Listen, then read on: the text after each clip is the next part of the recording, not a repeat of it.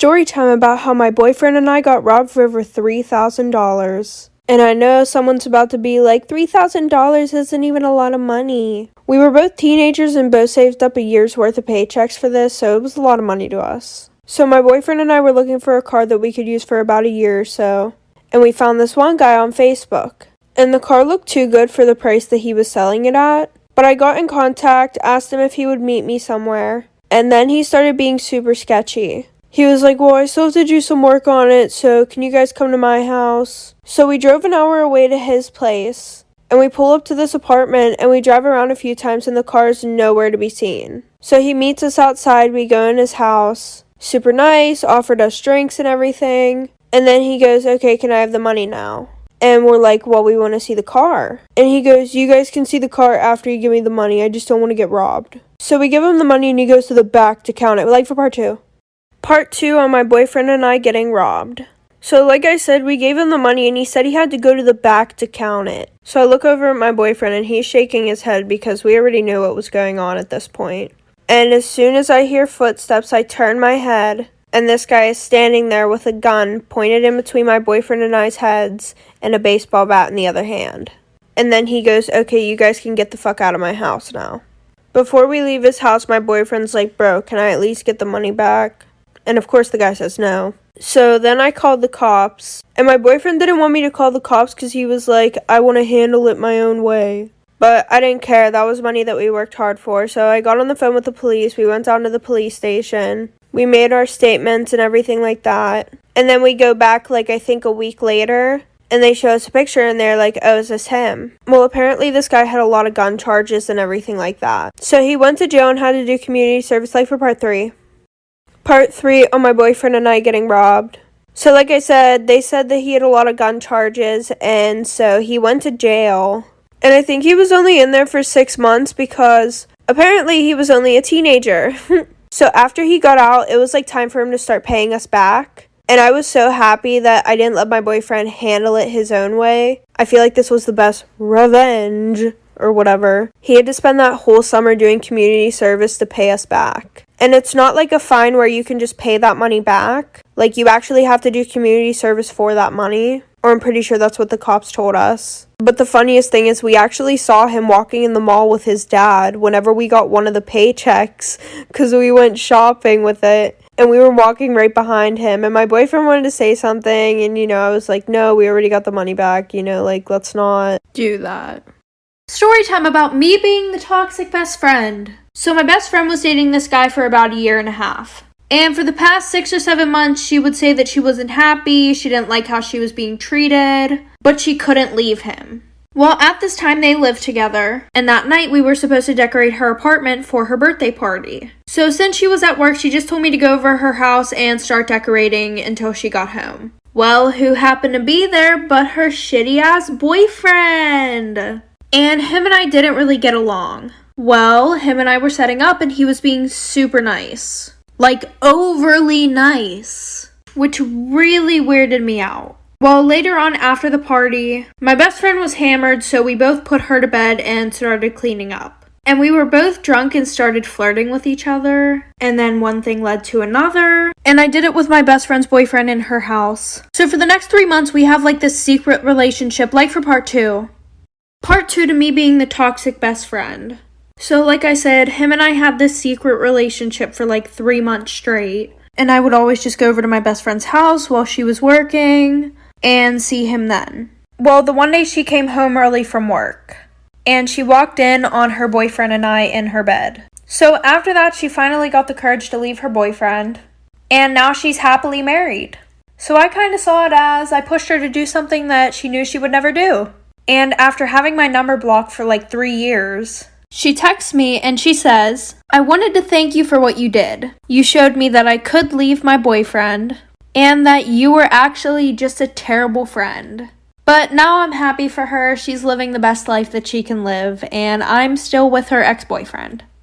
Story time about my toxic ex-friend group. So my freshman year, I had moved to a new high school. So right away, I started being friends with this group of girls, and they were super nice. And I was also friends with this group of guys. Well, since I was friends with both groups, we all started hanging out all the time, but only whenever I was there. The boys just didn't want to hang out with the other girls. And after a few months, the girls started acting really strange. So anytime that I would hang out with the boys and not invite them, they would ignore me for a whole week. Meaning they wouldn't talk to me in school, they wouldn't answer my messages, or anything like that. Not a single one of them. And also, anytime that we hung out, they would be like, oh, invite the boys. And it was like they never wanted to hang out with me. So the one night, one of the boys was throwing a party.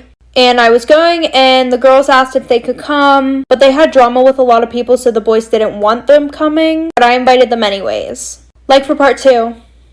Part 2 to the Toxic Ex-Friend Group story time. So, I invited them to the party, they showed up, and they were being really rude and, standoffish the whole entire night. And these girls literally hated it whenever I would hang out with the boys or talk to the boys. Come to find out that every single one of the girls had a crush on every single one of the guys that were in my friend group. Also, I'm a very friendly person and will talk to anybody, and they got pissed off whenever I was talking to anybody who wasn't them. So a little bit into the party, I start getting a lot of dirty looks from a lot of different girls that I've never even talked to. And this girl walks up to me and she's like, why have you been Snapchatting my boyfriend? And I'm like, girl, what are you talking about? She goes, a few of your friends told me that you like my boyfriend and that you've been Snapchatting him and trying to get with him. So then she calls the girls over from my friend group and goes, didn't she tell me this? And they're like, yeah, she tries to get with everybody's boyfriend. So after that, I got kicked out of both friend groups because they spread a bunch of lies and rumors about me. Story time about how my boyfriend cheated on me with a 17-year-old girl. So when summer started, I started working at this new job. And I had a really good connection with one of my coworkers. And he was 28 years old. So we started talking. But I would get mad at him a lot because he would ignore my messages asking to hang out. And on top of that, every time that we got done with work, we would all go sit and eat, and he would sit next to this one girl. And by the way, she was 17. And I could see them flirting all the time. Well, finally, once summer ended, she moved away. And then I felt like I had a real chance to start dating him. So we started hanging out a lot and hooking up a lot. After a few months, I started taking our relationship serious. Well, apparently not for him because there was this girl on his phone that he had been texting a lot. So weirdly enough, after that, I get a DM from the girl that he would always flirt with at work. And she asked me if I was dating him. And I said, yeah, and then she goes, oh, well, he's been texting me a lot. So then I blocked her and went and hooked up with one of his friends that night, like for part 2. Part 2 about how my boyfriend was cheating on me with a 17-year-old girl. So like I said, I hooked up with his friend that night, but I didn't tell him for a couple months because he would always say that we weren't dating, even though we were basically in a relationship. So we were doing really good until around Christmas time. So after he gave me my gifts, which was socks and a candle, he left for Massachusetts. I don't know if I said that right. And a month before this, I had unblocked the girl that he was flirting with. So weirdly enough, after he left, she DM'd me, basically asking if I was still dating him again. And I was like, yeah, why? And she goes, well, I need to tell you something. He actually took my virginity, and he's been sending me a lot of gifts, like a record player and albums, and we've been talking on the phone every night. So when I confronted him about it, he said he felt bad for her because he took her virginity. So after that, I confessed to hooking up with his best friend and called him a child predator. Crazy story time about how I found my aunt and my boyfriend hooking up at a family function. So every year my mom and stepdad would have a Christmas party and everyone from both sides of the family would come. And I also invited my boyfriend. And at this time my boyfriend and I were both juniors in high school. So everybody came to the party and everything was going good. Well, like an hour into the party, all the adults were super drunk. So before we all opened gifts, I decided to help my mom clean up dinner. So while I'm washing the dishes, I look over and my aunt and boyfriend are talking a lot. And she started to get really touchy with him, but I didn't think anything of it because she was super drunk. So after I'm done cleaning up, we all start opening gifts. And my boyfriend goes up to my room to go get his phone off the charger. And after he went upstairs, my aunt was like, oh, I need to go throw up. So about 10 minutes goes past and my boyfriend's still up in the room grabbing his phone, so I went to check on him. And I walk upstairs to see my aunt and my boyfriend laying on my bed making out. Like for part 2. Part 2 to how I caught my aunt and my boyfriend hooking up at a family function. So like I said, they are laying on my bed making out. Doors wide open, they don't even bother to shut the door. And both of their shirts are off. And I think I should just put in here, my aunt is like 28. She's on my stepdad's side. She's really young. So they look up and my aunt's just like drunk as fuck looking at me. And she's like, do you want to join? Like, bitch, what the fuck? So I'm just like shook and I start screaming. Everybody rushes up the stairs and my mom pushes me out of the way and sees my boyfriend and my aunt laying on my bed with their shirts off. So my mom starts screaming at everybody. So my mom calls the cops, says that an adult is touching an underage boy, and she calls his mom, tells her what happened. So my boyfriend and I broke up, so that spread around the whole school, and word got out that they actually started seeing each other. Hi guys, so today I'm going to be showing you one of my favorite products. So a while ago while I was plucking my eyebrows, I got very carried away with this brow and half of it was like gone. And I was able to grow my eyebrows out to this in 2 months. No, this is not sponsored.